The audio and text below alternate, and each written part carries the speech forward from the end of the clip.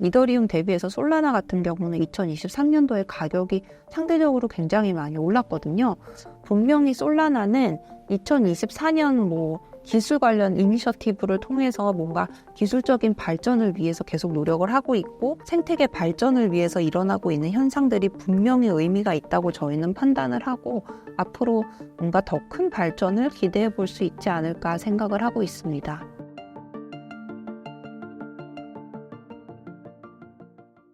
홍콩에서 이더리움도 ETF 승인이 났습니다. 앞으로 가격 흐름이 어떻게 움직일까요? 일단 이더리움이 요새 최근에 댕쿤 업그레이드라고 이더리움 확장성 개선을 위한 업그레이드거든요.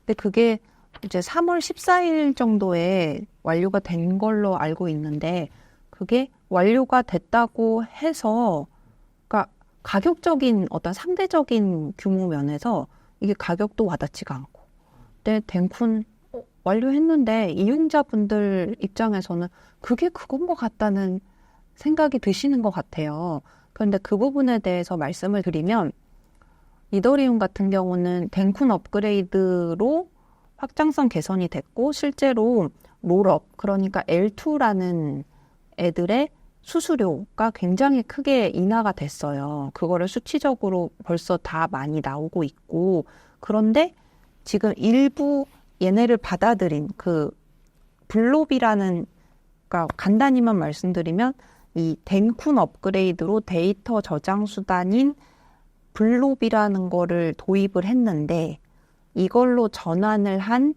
L2, 그러니까 롤업들 중에서 일부, 그러니까 베이스 같은 롤업 같은 애들이 일부 문제를 겪고 있다 보니 그러니까 이거 좀 이상한 거 아니야? 약간 그런 얘기도 들고 가격도 안 오르고 이용자분들도 거기서 거기 같은데 도대체 이게 뭐냐? 약간 이런 말씀이 나오는 것 같아요. 근데 실제로 생각을 해보면 이 블록은 굉장히 초기 단계다 보니까 이게 수수료 인하는 됐는데 많은 사람들이 들어오다 보니까 이게 조금 이거를 좀 맞춰나가는 과정인 거죠. 그렇기 때문에 지금 지속 가능성에 대한 고민도 많이 이루어지고 있고 앞으로 조금 더 지켜봐야 될 단계지 이게 가격적인 측면이라던가 아니면 뭔가 와닿지 않는다고 해서 이더리움이 뭔가 망하다거나 예전 같지 않다 이런 거는 아닌 것 같다라고 말씀을 드릴 수 있을 것 같고 그리고 아까 ETF 말씀하셨죠?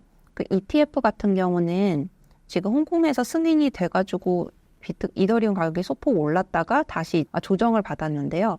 그 부분에서 설명을 드리면 미국에서 이제 이더리움 현물이 될 거냐 벌써 5월 23일이 마지막 기한인데 그 부분에 대해서는 홍콩이랑 또 다른 상황이니까 보면은 저희 입장에서는 낙관에서 지금 신중한 스탠스로 바뀌었습니다. 왜냐하면 그 이유가 비트코인 때랑 대비했을 때 SEC가 아무런 액션도 취하지 않거든요. 왜냐하면 비트코인 현물 때는 저희 생각해보면 사실 아크에 대해서 아크가 제출한 신청서를 SEC가 수정해라. 그래서 수정해서 제출했대더라. 그리고 블랙락의 현물 ETF가 DTCC라는 증권 예탁기관에 리스팅 됐대더라 하면서 뭔가 순서가 착착 진행되는 것 같은 뉴스가 쫙쫙 나왔었는데 이더리움 같은 경우는 5월 23일이 벌써 한 달 좀 넘게 남았는데 아무런 뉴스가 없거든요. 그런 어떤 진행과 관련된 뉴스가 없다 보니까 사람들이 이거 지금 기한이 임박했는데 거절되는 거 아니냐라는 말도 나오고 또 최근에 SEC가 이더리움 가지고 증권성 판단 이런 얘기도 조금 나오고 있다 보니 그래서 조금 거절에 대한 가능성 이런 게 높아지면서 방금 말씀드렸던 에릭 발추나스 같은 경우도 승인 가능성을 35%까지 낮췄습니다. 그래서 조금 저희 같은 경우도 낙관에서 신중한 스탠스로 바뀌었다는 점 말씀드리고 싶어요. 요즘 알트코인 섹터에서 핫한 이슈들은 어떤 게 있나요? 아까 말씀드렸던 롤업, 댕쿤 업그레이드, 이더리움 현물 ETF 이런 게 있을 수 있고 또 많이 질문 받는 게 솔라나? 솔라나는 어떤가요? 라고 말씀을 많이 해주세요. 왜냐면 이더리움 대비해서 솔라나 같은 경우는 2023년도에 가격이 상대적으로 굉장히 많이 올랐거든요. 근데 가만 생각해보면 사실 솔라나 같은 경우는 2022년도에 FTX 사태 때문에 굉장히 많이 하락을 했던 자산이고 그렇게 본다면 가격적인 측면에서 회복 그러니까 상승 폭이 클 수밖에 없었다라고 이해할 수도 있지만 또 솔라나 같은 경우는 또 지금 현재 이더리움이 옛날에 강세장에서 가스비 상승 문제를 겪었다면 솔라나 역시도 지금 뭔가 네트워크 장애 문제를 최근에 겪고 있거든요. 그러다 보니까 이게 뭔가 기술적인 챌린지를 마주한 상황이고 분명히 솔라나는 2024년 뭐 기술 관련 이니셔티브를 통해서 뭔가 기술적인 발전을 위해서 계속 노력을 하고 있고 또 솔라나 뭐 봉크 같은 밈코인 뭐 NFT, 신규 거래소 같은 이런 어떤 여러 가지 현상들, 그러니까 뭔가 생태계 발전을 위해서 일어나고 있는 현상들이 분명히 의미가 있다고 저희는 판단을 하고 앞으로 뭔가 더 큰 발전을 기대해 볼 수 있지 않을까 생각을 하고 있습니다. 요즘 이더리움이 예전 같지 않다는 의견에 대해선 어떻게 보시나요? 이더리움이 시장에서 좀 관심은 식었지만 절대 그런 건 아니고 뭔가 댕쿤 업그레이드는 굉장히 중요한 업그레이드였고 그리고 가격적으로 와닿지 않아서 그러신 것 같은데 이게 분명히 롤업에서 수수료가 인하됐다. 분명히 인하됐다. 그거 말씀드릴 수 있고 또 요즘에 솔라나도 관심 많은데 솔라나도 지금 현재 이더리움 과거 강세장과 비슷하게 기술적인 챌린지 받고 있다는 거. 결국에 이더리움 확장성을 개선하기 위한 건데 저희가 항상 빵 공장에 비유해서 얘기를 해요. 작업이 복잡할 때 한 층에서만 하던 작업을 1층과 2층으로 나눠서 하는 거거든요. 그렇게 이해하시면 되고 그거를 레이어 1, 레이어 2라고 하는데 이거의 대표적인 방식을 롤업이라고 하거든요. 네, 그러니까 이더리움을 L1이라고 하면 L2 롤업 방식 그건데 이 롤업들이 이번 댕쿤 업그레이드로 뭔가 수수료가 굉장히 인하가 됐다로 이해를 하시면 될 것 같습니다. 알트코인과 비트코인의 차이점이 무엇일까요? 알트코인과 비트코인 투자는 이거에 대해서 말씀을 드리려면은 알트코인에서 제일 대표적인 게 이더리움이잖아요. 비트코인과 대표적인 알트코인이 이더리움의 차이에 대해서 말씀을 드리면 좋을 것 같아요. 그런데 그거를 좀 쉽게 설명드리려면 보통은 비트코인을 뭐 1세대다, 이더리움을 2세대다 이렇게 얘기를 하는데 저희는 비트코인을 디지털 금, 이더리움을 디지털 오일이라고 하는 비유를 좀 제일 많이 사용을 하는 것 같아요. 그게 무슨 뜻이냐면 결국에 비트코인은 단순 거래가 가능한 거고 이더리움은 거기에 더해서 스마트 컨트랙트가 가능하다 보니까 뭐 대출, 예금, 보험 이런 복잡한 거래도 가능한 거거든요.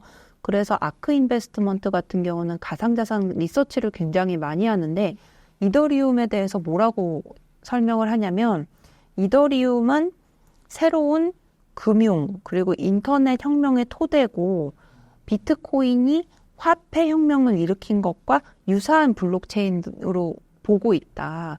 그래서 이더리움도 역시 비트코인과 동일하게 포트폴리오에 포함시킬 수 있는 자산 중 하나라고 얘기를 하고 있거든요. 그렇게 본다면 사실은 비트코인과 이더리움도 향후, 그러니까 기관의 입장에서 봤을 때 포트폴리오에 애드가 될 수 있는 자산 후보군 중 하나로 볼 수 있다고 생각을 할 수 있을 것 같습니다. 어떤 이게 투자의 차이라기보다는 이게 비트코인과 이더리움으로 대표되는 알트코인이라는 게 뭐냐라고 접근을 하는 게 더 좋을 것 같아요. 투자에 있어서 비트코인과 알트코인의 차이가 무엇인가요? 저한테 1억이 있다. 그러면은 저 같은 경우는 비트코인을 약간 최대한 매수를 하고 그 다음에 남는 금액을 이더리움을 사고 그 다음에 또 남는 금액을 제가 관심이 있는 알트코인으로 매수를 해서 가져갈 것 같거든요. 근데 이거를 과연 어떻게 다르게 인식을 해야 되는 것보다는 약간 저는 만약에 1억이 있다면 그렇게 투자를 할 것 같아요. 근데 그 투자를 어떻게 다르게 인식하느냐 보다는 그냥 두 자산의 특색이 다르고 차라리 1억이라는 바스켓 안에 제가 이런 식으로 자산을 할당을 할 것 같다로 답변을 좀 대체를 하고 싶습니다. 알트코인들 중에도 비트코인처럼 가치를 인정받을 만한 것들이 있을까요?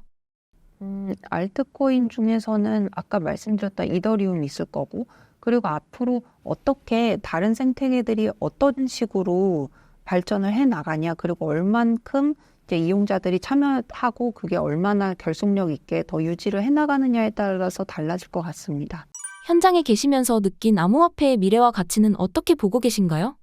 가상자산은 진짜 성장 잠재력이 굉장히 높은 것 같아요. 뭐 AI와의 뭐 접목도 논의가 되고 있고, 그리고 뭐 핀테크, 뭐 기업과의 어떤 협업, 뭐 이런 것도 앞으로 금융기관이 들어오면 핀테크, 뭐 금융 인프라에 뭐 접목시킬 수도 있고 여러 가지 가능성이 지금 거론이 되고 있거든요. 그렇기 때문에 블록체인의 가상자산의 어떤 성장 잠재력은 굉장히 큰데, 그렇다면 그 다음 질문은 이제 우리나라 시장에 대한 앞으로의 어떤 전망 또 말씀드리고 싶은데, 우리나라 같은 경우는 지금 개인 투자자분들만 허용이 돼 있기 때문에 조금 안타깝긴 하지만, 반대로 생각을 해보면 사실은 개인 투자자분들만 있는데도 거래량이 굉장하거든요. 그리고 투자자분들의 시장에 대한 관심이 굉장히 뭐 상당하고 뭐 지식 수준이나 이해도도 굉장히 사실은 저는 높다고 생각을 합니다. 그렇기 때문에 그게 오히려 또 저희 나라 시장의 어떤 가능성이 아닌가.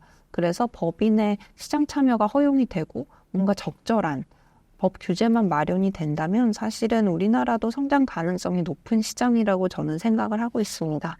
신사임당 시청자분들을 위한 한마디 부탁드릴게요.